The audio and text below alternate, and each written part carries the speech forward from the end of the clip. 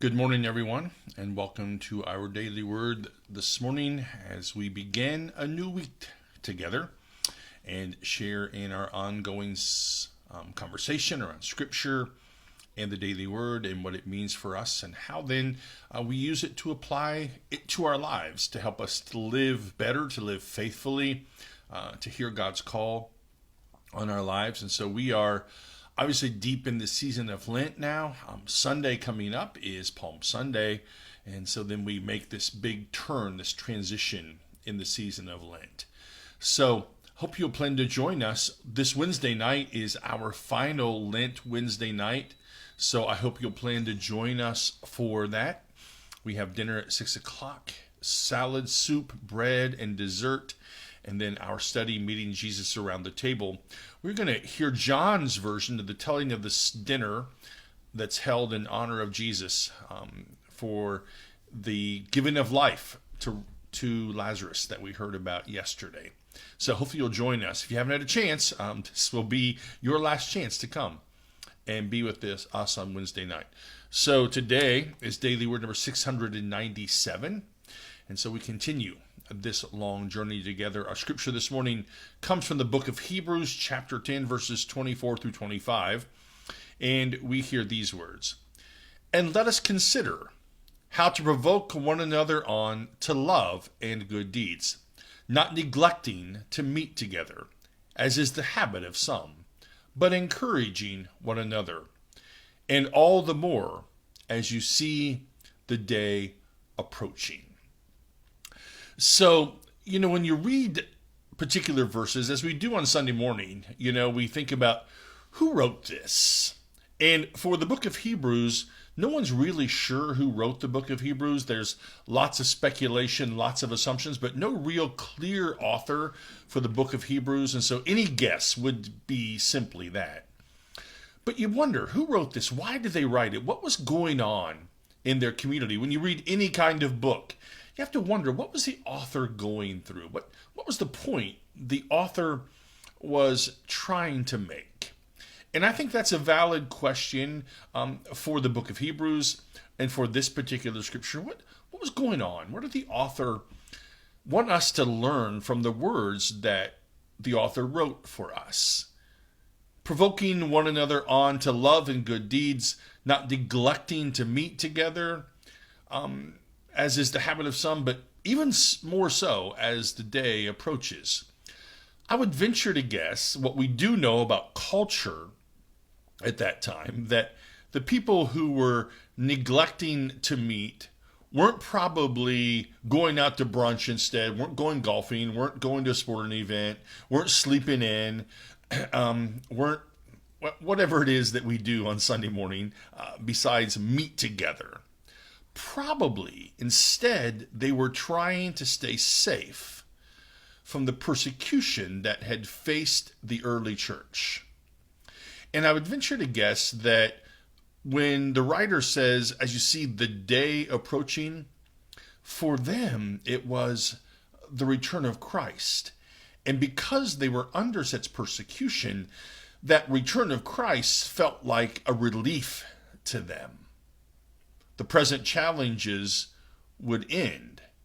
But in the meantime, they would stay safely at home because of the persecution. But the author, interestingly enough, the author said to them, look, gather anyway. We need each other. Now, you could say, yeah, of course, you're a pastor and you like good attendance on Sunday morning or Wednesday night. You care about numbers.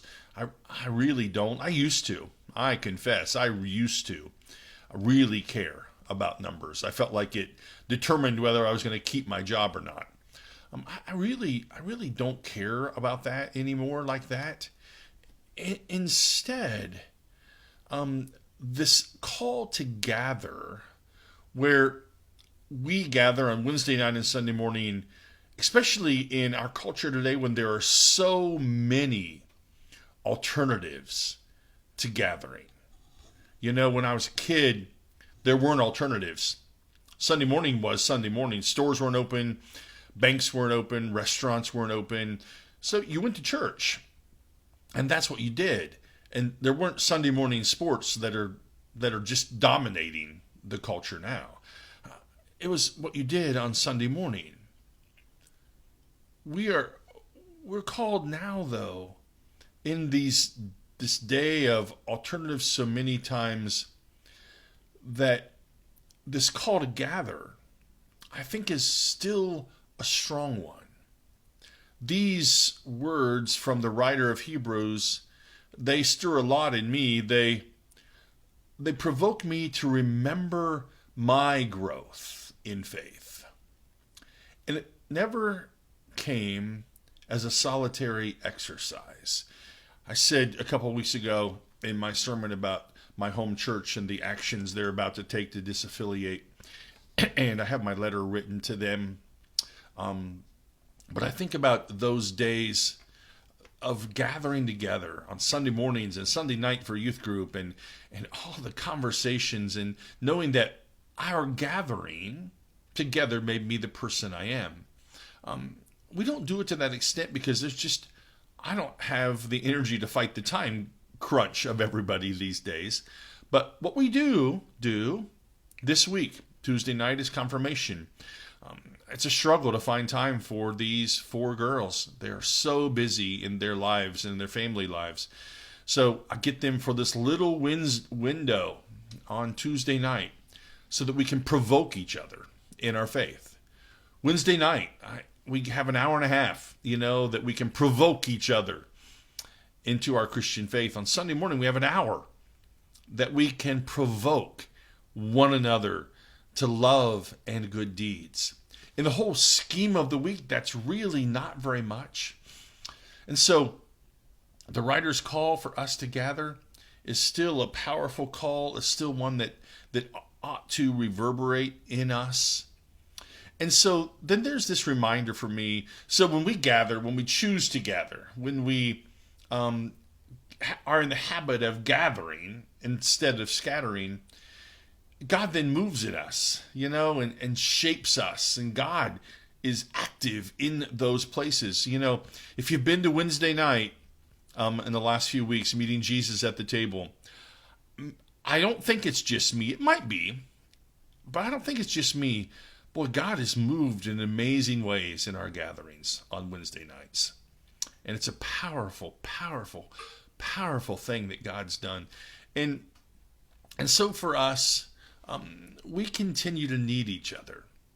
And the writer says that when we gather, we provoke one another to love and good deeds. Wow. Provoke. Not in a bad way, provoke that makes us angry, but provoke, provoke something deep inside of us that wells up in us, that we want to make a difference in the world. That's such an important thing to hear, I think, on a Monday morning when we gather, when we begin our week together, when we begin to share our lives together. So, hear the words of the writer of Hebrews. Let us consider how to provoke one another to love and good deeds, and not neglect to meet together. So that's our word for today. Thanks for joining me for our time together. Know of God's love that surrounds you. Know of my love for you. Look forward to seeing you tomorrow morning at 10 o'clock. Have a great day.